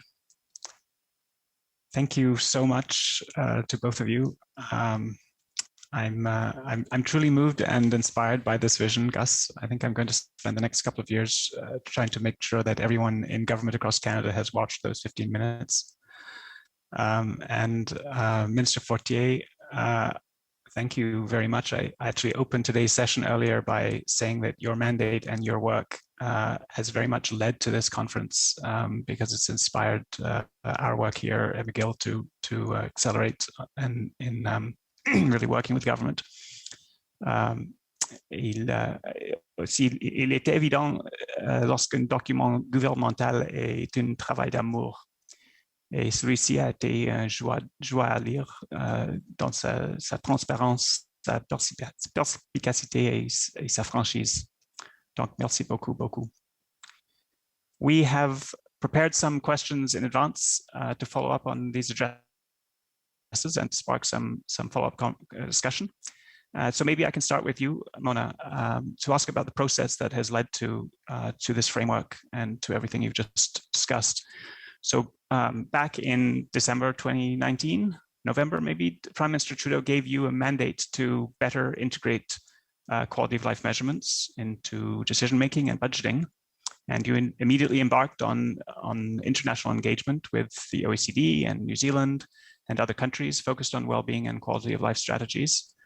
And you in the Department of Finance also held extensive consultations with experts and stakeholders and heard from Canadians themselves. And we have to thank you for, I'm grateful for your team reaching out to me as part of that consultation as well. Canada has a wealth of expertise on this subject, which assisted you and the government in developing the framework. And all of this has culminated in this very much made in Canada approach, which you've outlined and which was a part of Canada's 2021 budget now. So can you tell us what went into choosing the framework design and a little bit about the process of how you got there? Well, thank you, Chris. And again, thank you for that question. It's such an important one. When the Prime Minister gave me this mandate back, and you're right, in November 2019, I knew that in order for whatever I delivered to be successful, it needed to meet two essential criteria. First, it had to be rooted in the evidence of what makes for good quality of life. And as you know, is a well-established area of research. And I know that researchers in fields like economics and social psychology have been working for decades to arrive at an understanding of what makes for better lives, and let that framework be produced to reflect all of these crucial knowledge and that has been accumulated. And our expert consultation was extensive. We spoke with more than 80 experts, thank you, including yourself and many others who are in attendance today. I checked the list and I just could see so many of you there today. Thank you again for contributing to making sure that from a variety of fields who share their expertise in areas like social determinants of health, employment, the environment, social capital, and I could name many more. We also sought to learn from best practices, as I said earlier in my remarks, from my counterparts like New Zealand, Scotland, and Iceland. And over half of OECD nations now use a quality of life or well-being strategy in their policy making. So we had the benefit of learning from what has worked elsewhere. And I have to tell you, I recently spoke this week with my counterpart in the US, and the new administration is interested in what we are doing here. Now, the other criterion that I had in mind was that the framework needed to resonate with the values of Canadians themselves. And if Canadians can't see themselves in this framework, we won't succeed. So that's why it was important to ask Canadians directly through public opinion research what makes for a good quality of life in Canada and whether that is changing as a result of the pandemic. And as I mentioned in my earlier remarks, when we asked Canadians if they thought going beyond GDP was the right approach for their government to take, they agreed, overwhelming in numbers. And when we further asked them about their own personal values, I was struck that what they responded was a mix of economic and non-economic factors. And they told us that they valued their physical health, their financial security, their mental health above all else. And that told me that this kind of holistic thinking meets the expectations of Canadians. And we also spoke with other levels of government in Canada because we wanted to better understand what has already been done in communities across the country and how we could learn from these exercises and build upon them. And a lot of what makes for good quality of life we find in our local communities. So I knew we had to draw on local perspectives to get our own approach right. And of course, we have and continue to partner with Indigenous-led organizations as our work evolves. And when I think about what the science tells us about what makes for good quality of life, things like building vibrant communities, feeling connected to something bigger than ourselves, and having a healthy relationship with our natural environment, I'm again struck by how consistent these findings are with what Indigenous communities have always told us matters most, and holistic thinking that also emphasizes the importance of family, community, and place. And some countries see well-being as more human and social, and I think something particular to Canada is bringing to the table is the importance of the environment in the quality of life framework. And this is another area where the stress test of the pandemic has really highlighted how important it is for our physical and mental well-being to spend time in green and blue spaces. So if I can summarize all of that to answer your original question more succinctly, we have gotten to where we are now by listening and learning.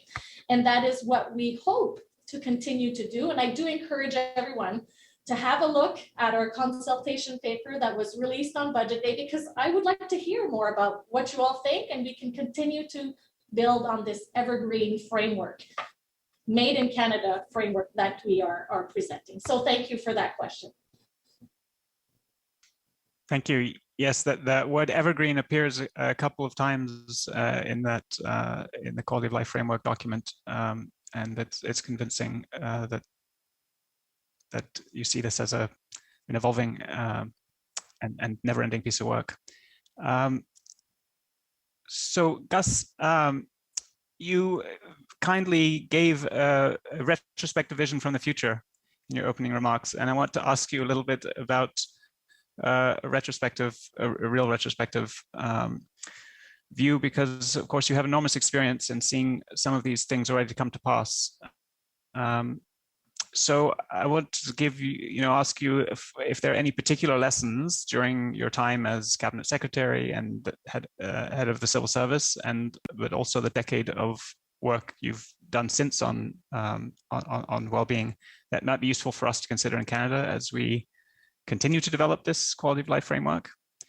And in particular now, Mona is sitting here, and of course you have made some very wonderful predictions about her future, but I'd also like to ask you, how does the government make its well-being framework outlive the government that puts it in place?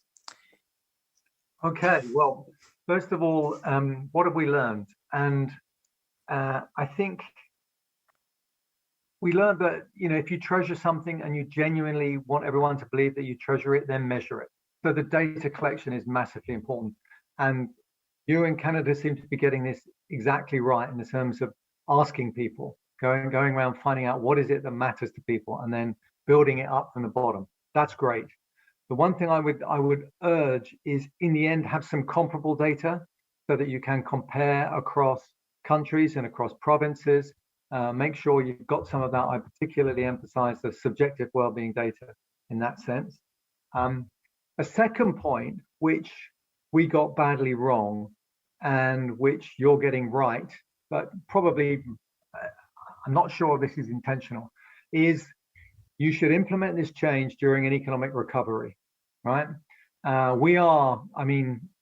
spent many years doing economics forecasts and got many of them badly wrong, but it's fairly clear that the global economy is going to recover quite strongly from the lockdowns that we've had. I don't think anyone would argue about that. So you've got a recovery taking place, and this is going to be true for UK, Canada, US. We're going to see this. The reason this is really important is that the criticism, and one of the things that really held us back in the UK in terms of translating really good data and leading the world in data, to actually being now probably behind you in some respects, because there's no well-being budget for the UK yet. I've written what one could look like, but not there. And that's because opposition say you're only talking about this stuff because you're trying to deflect attention from the fact that you're failing on the economy, that GDP growth has gone into reverse, something like that. And so actually, if you do this during a recovery, that just doesn't hold ice. That just has no traction with the public. So I think that's really important. I would say on the data, don't get worried about definitional nitpicking. There are so many experts in this area, and they are so passionate about their specific things that sometimes you just have to say, we'll get it broadly right and we'll improve it as we go along. And I'd say the other thing that you're getting right is the Department of Finance has to be crucial to this. If you haven't got them, it's with nearly every area in policy. You've got to have the Treasury with you. Having spent years in the Treasury, we used to be accused of being the abominable no men because we had 30 different words for no, because we could tell everybody why they shouldn't spend their money. If you get them on side, the rest of government will follow. And in one of the things that the successes we've got, which I would urge you to do, is to make sure that your guidance on how to assess the cost benefit of investment decisions is actually in line with your policy in terms of improving quality of life. Because quite often, cost benefit analysis is done in a very shallow way. One of your earlier speakers was talking about cost benefit analysis of road programs and time savings, but actually when you think about some of the things you want to do, you need to assess these in terms of their overall impact on well-being. If we come to COVID policy later, I can explain what that would mean, because it's much more complex and much more important there. But basically, if you think about policies in terms of well-being, and you can do this by, you're probably going to call them quality of life years, we call them well-being years, you can actually come up with ways of getting a single numeraire which allows you to compare different policies. At the moment, that numeraire is money and impact on GDP, which leaves out so much. So that's, I'd say, is the way. Those are the big things. And it looks like you're getting a large number of these right. So congratulations.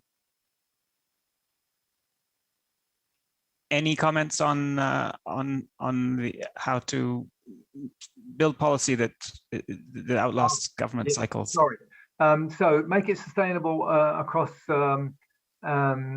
changes of administration. I think the most important thing is to get that point. I mentioned this in my speech, that the ultimate goal is improving the quality of life, and to try and think of an opposition. Can you imagine an opposition saying, actually, no, we're against that? So you change the agenda, the political narrative, right? To being about, well, let's argue about what are the best ways of improving that quality of life. And then you look at the evidence, you look at the experiments, but by focusing the agenda on the right issue, you have won the debate. And then the parties have to vie in terms of what's the best way of improving quality of life, not whether it should be about improving quality of life. That single change. And the other point I mentioned in there, I threw in the Climate Change Act 2008 in the UK, which is basically was a piece of legislation that set down climate change targets, independent panel that backs it up. If you can do that in your quality of life thing, then I think you could take a big step forward. We haven't done it in the UK. I'm not sure it's been done anywhere else. But get that legislation there. It looks at the government's plans to improve quality of life, and it reports on them every few years. You can decide what that is. We have a Climate Change Act, which says the government said it's going to get to net zero by a specific year. There's a timeline for that and a path to it, and it reports every few years on whether we're on that timeline or not. And it says whether our future plans look like they will meet that timeline.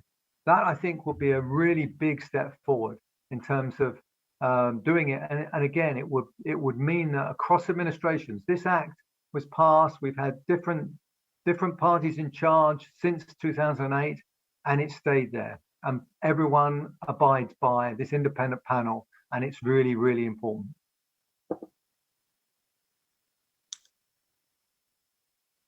Mona, did you want to add anything to that? When I read the framework, I noticed that it's quite clear not to include objectives as part of the framework. In other words, if government has an agenda, the framework can help it express those objectives, but they are not going to be part of the framework, which seems, to be very much along the lines that Gus is talking about. I think we're singing the same tune right now, which is really important. And I just want to reiterate the data part, where if we didn't back it up with, good data and working with Statistics Canada, we couldn't be evaluating and really looking at what we're doing in forward looking. So I completely agree with you that it had to be, and it is part of the budget. We are backing it up with working with making sure we have that data. So thank you for raising that, Gus. Mona, can I ask you a little bit more about you touched on this already, but about how the brand new framework already made it into that budget? And are there some particular final policies that were in the budget that maybe particularly advance the quality of life priorities? Yes, and I want to elaborate more on this. Last fall, when we asked departments and agencies across the government to submit their budget proposals, we also asked them to indicate what domains of the quality of life framework their proposals were likely to impact, either positively or negatively. Were they to be funded in the budget? And while this seems like a simple task, in practice, what it meant was that we were asking officials to think holistically about all of the ways in which a given program, a policy, a measure might impact the lives of Canadians. And that is not always an easy thing to forecast. And we found that all across government, departments were largely willing and able, even eager to do this.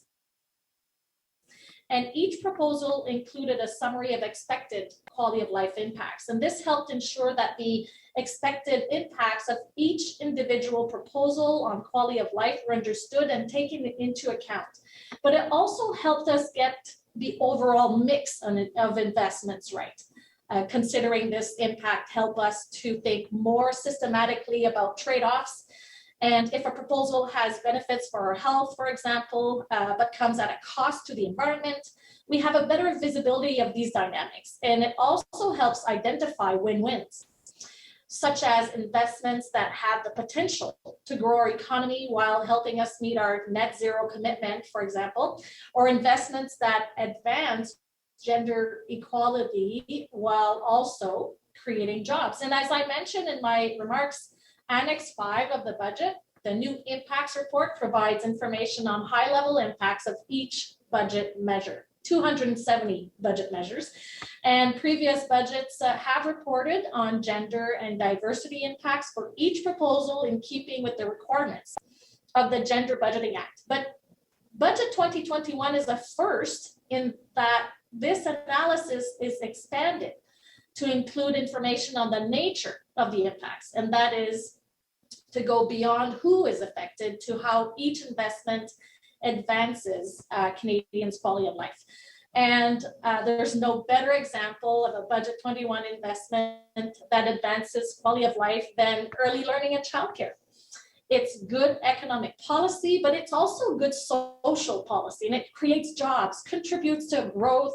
It will facilitate greater gender equality on a number of fronts, and all while giving the next generation an important head start in life. I have 3 kids, and I know it is so important to give them a head start in life.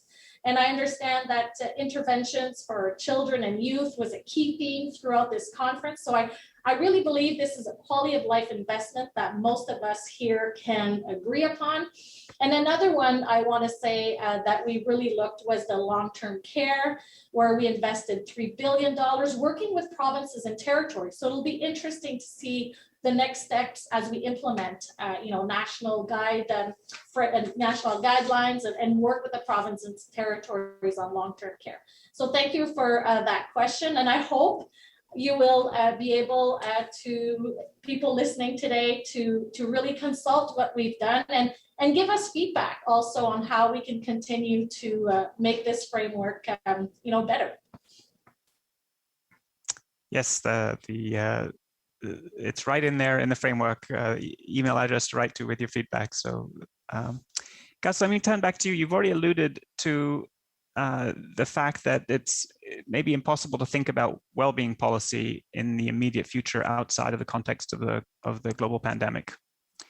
So maybe could you share your thoughts on how governments should be incorporating well-being into the policymaking process to create tangible benefits during the rest of the pandemic and the post-recovery period? And also, in my continued attempt here to create some dramatic tension, could you even start off maybe by telling us how policy might have been different so far during the pandemic had we been prioritizing knowledge about well-being even more?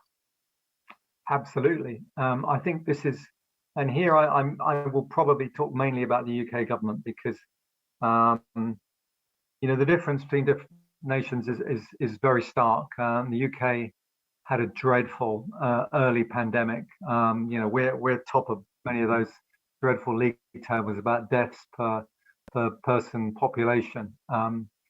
We locked down late. We made all sorts of mistakes, and now, of course, the public are very, very pleased because we're doing well on vaccinations, and it looks like people have quite short memories. But I think a particular special advisor called Dominic Cummings has reminded them of some of the government's failings in the first half. So since he was the government's chief political advisor, that's going to be quite interesting how that plays out.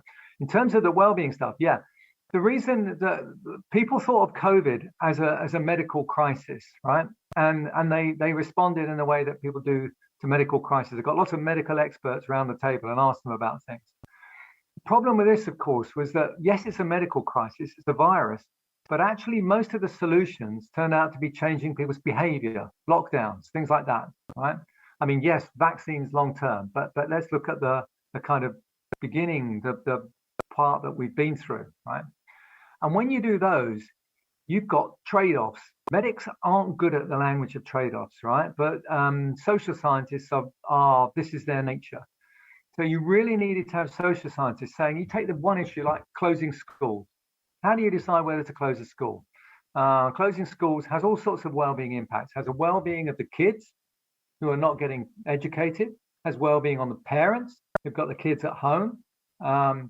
There's long-term consequences of these things, well-being of teachers as well.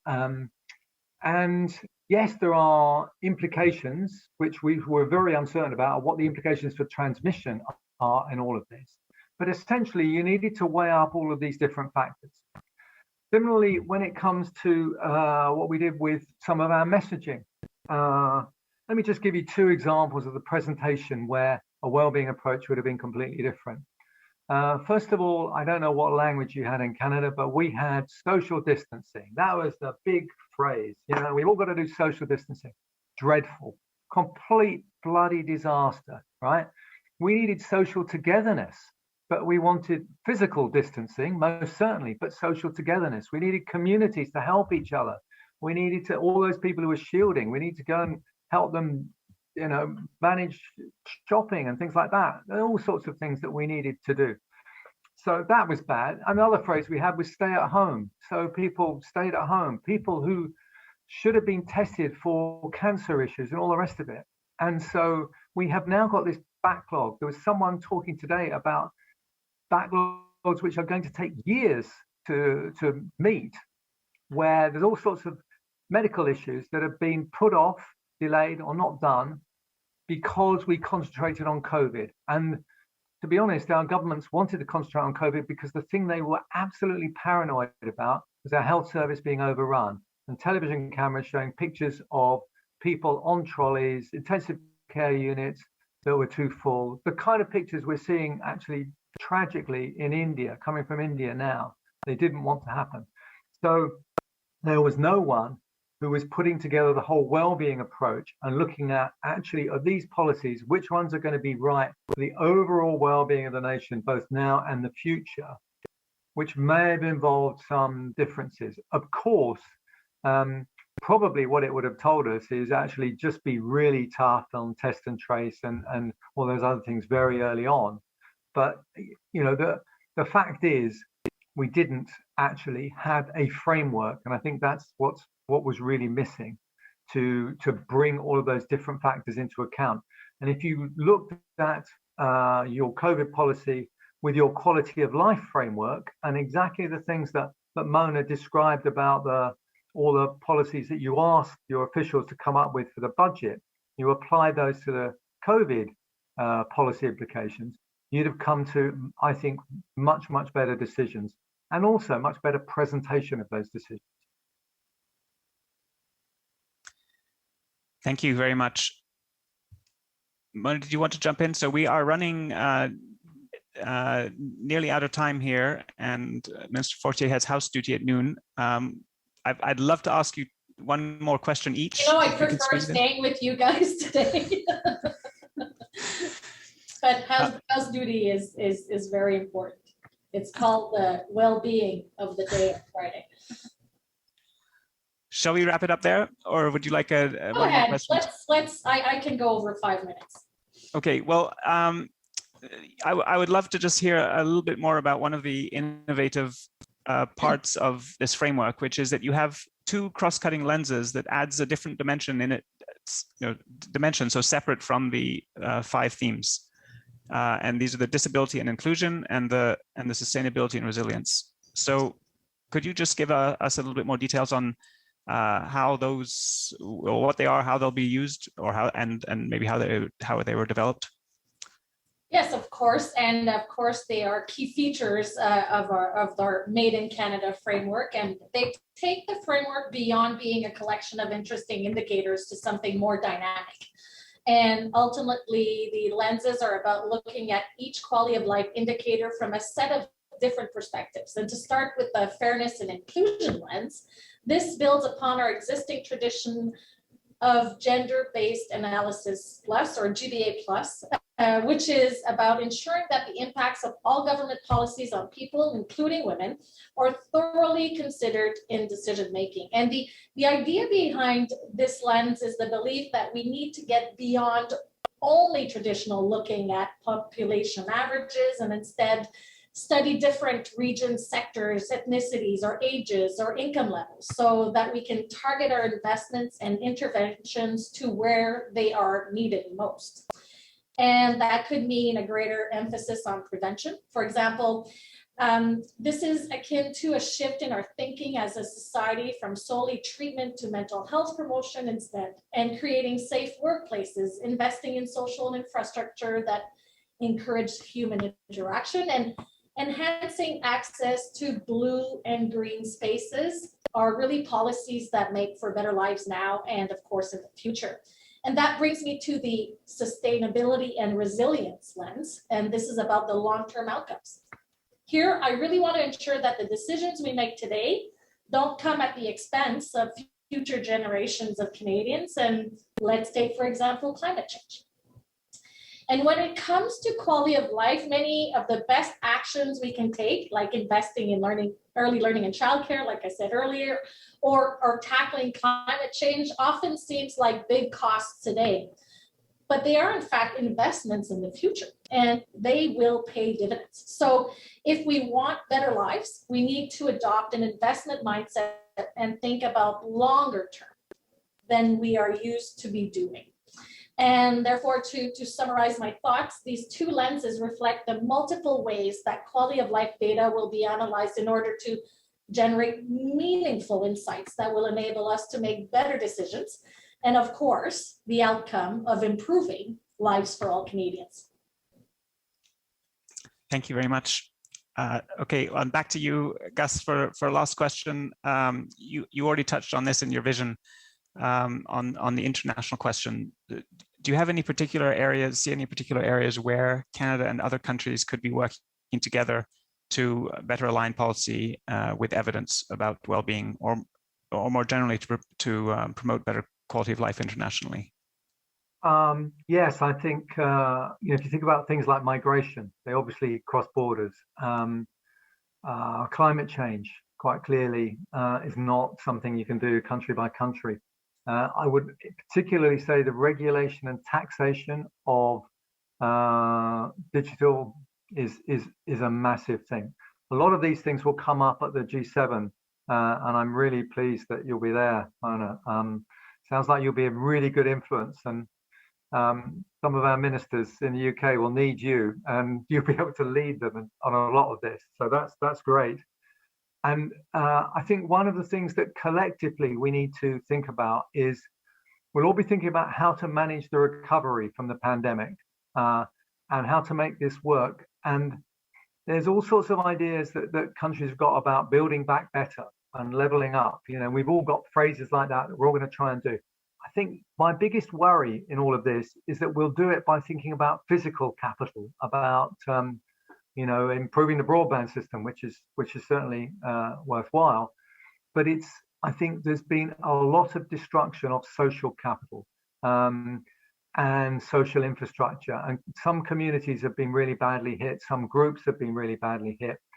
And I do think that's important. And I think thinking about the way in which we look at who needs our help most, because there are some massive biases in the way we collect data. I was just, and it made me think about this when she talked about 3 children. I was talking about one of our best researchers thinking about why is there no research on drugs for pregnant women? And the truth is, everyone's absolutely paranoid. They won't do it. And so there are things about data collection. This was Caroline Criado Perez's book, Invisible Women, that basically are biased, and so we don't know about certain things. And actually making sure in this recovery that we think about those data problems, and we think about this, making sure that we don't leave anybody behind, I think will be my big message. Thank you. Thank you I really want to echo that again. Yes. We cannot leave anybody behind. That is something that we have been not just praising, but also demonstrating as a government. And I really believe we have to do that together, and all countries really have to work together now. And I think we'll learn from each other, and building back better, of course, is necessary. But that's why next week's meetings are so important, because we're raising the bar and making sure we're all working together. and then we'll have action. I really believe it. Thank you, Gus, for highlighting that. It's so important. Thank you both so much for the work you're doing here and in the UK and around the world. It's been such a great honor to have you hold this discussion with us. Minister Fortier, thank you also for all of the consultation your department's carried out with the research community in preparing the quality of life framework. This has been really great. I do want to give a big shout out to the finance department team. I mean, they've been working so hard, and I know she won't want me to name her, but Alison McDermott is on the line, and I just want to give her a big thank you because she really worked hard with all of the teams, and it's so important that we continue to do that. Great. With that, I'd like to thank our earlier panel members and Nancy Hay, and especially all of you who've participated in this conference as registered attendees. Your presence and your interest and questions have been key to what we've tried to achieve, and we hope to keep many of you involved in our future work on this topic. We'll be sharing videos of the open sessions throughout the conference, as well as a summary of some of the outcomes of the conference. And now let me just close with thanking again my co-organizer, Jen Proudfoot, as well as the whole team at McGill, and especially Anaïk Fortier. Take care, everyone. Invest in your own well-being, make time for those you love, and let's build back different and better.